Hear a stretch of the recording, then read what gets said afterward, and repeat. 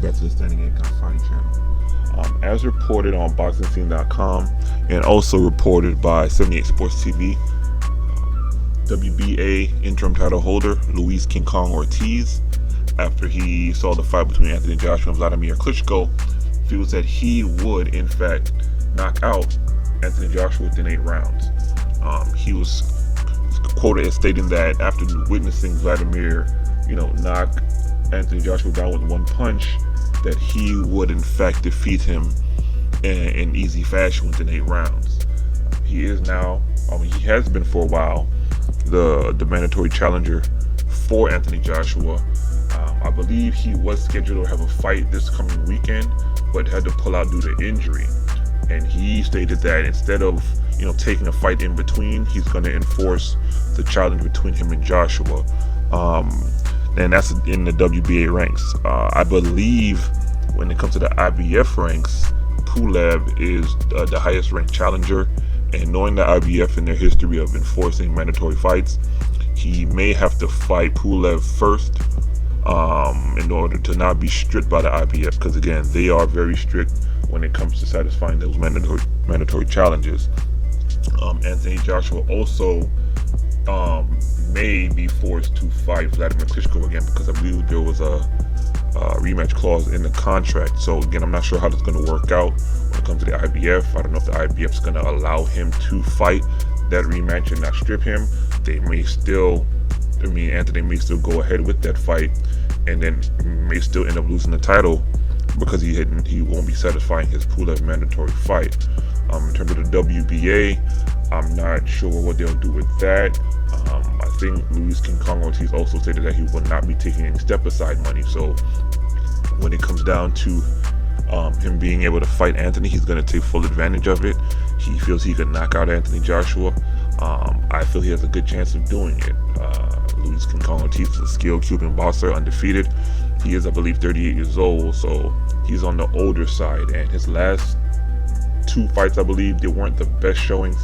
And that's mainly because opposition wasn't really engaging him. They were more so in survival mode. So, when he tried to go on the attack, they would retreat, and it just made for a boring fight.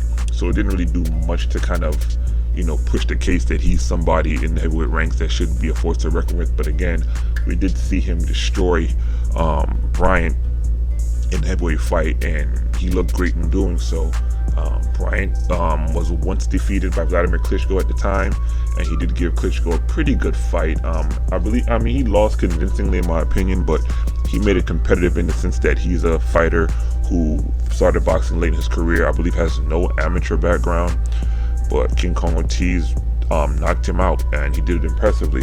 So that was one fight that really caught the attention of boxing fans and fight fans, and is what put King Kong Ortiz on the map in terms of being a force in the division. But again, his later fights, he didn't look so great.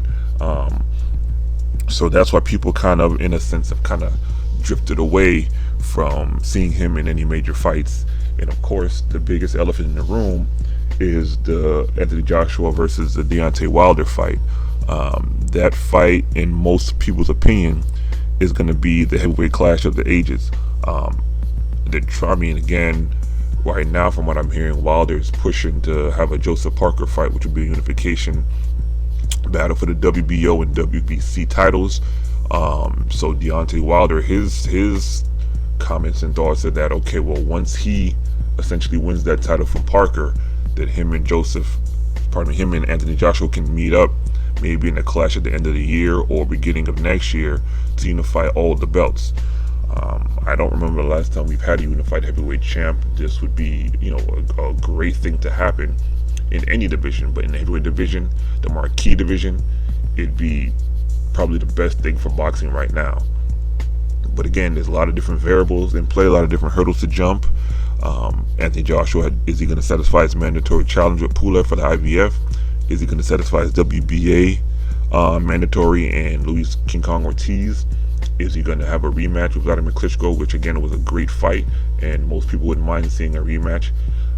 Or is he going to eventually fight Deontay Wilder? Only time will tell. I'll probably do predictions on all those fights if they're made. But right now, Anthony Joshua's on top of the world. He did beat Klitschko, who was, previously just beaten by Tyson Fury. But of course, Anthony Joshua finished him. Tyson Fury might have made it a little easier in the sense that he outboxed Klitschko, and Klitschko couldn't get any really good offensive, didn't really get a good offensive showing. But at the end of the day, Anthony Joshua did finish Klitschko. And I forgot to even mention Tyson Fury. At the end of the fight, Anthony Joshua did call out Tyson Fury. And again, we don't know his status right now. I believe he's training, but most people are more concerned about his mental status because, that's where, most of his problems lie. I mean, him getting out of shape is just mainly due to him not training as much as he maybe should have been training and just not fighting at all. So he hasn't fought in over a year. So again, most people are concerned about his mental status. But at the end of the fight, Anthony Joshua did call out Tyson Fury, and to disappointing of a lot of fight fans and even people at the fight, he didn't even mention Deontay Wilder, who was in attendance. So we'll see. Let me know what you think. Do you feel that Luis King Kong Ortiz could KO Anthony Joshua within 8? Could he even win the fight? Could he win a decision?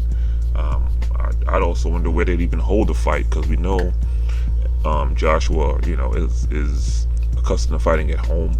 And seeing as though he's a champion, he's the A side, he'll probably dictate where and also when that fight would happen, if they do in fact decide to push forward with negotiating that fight.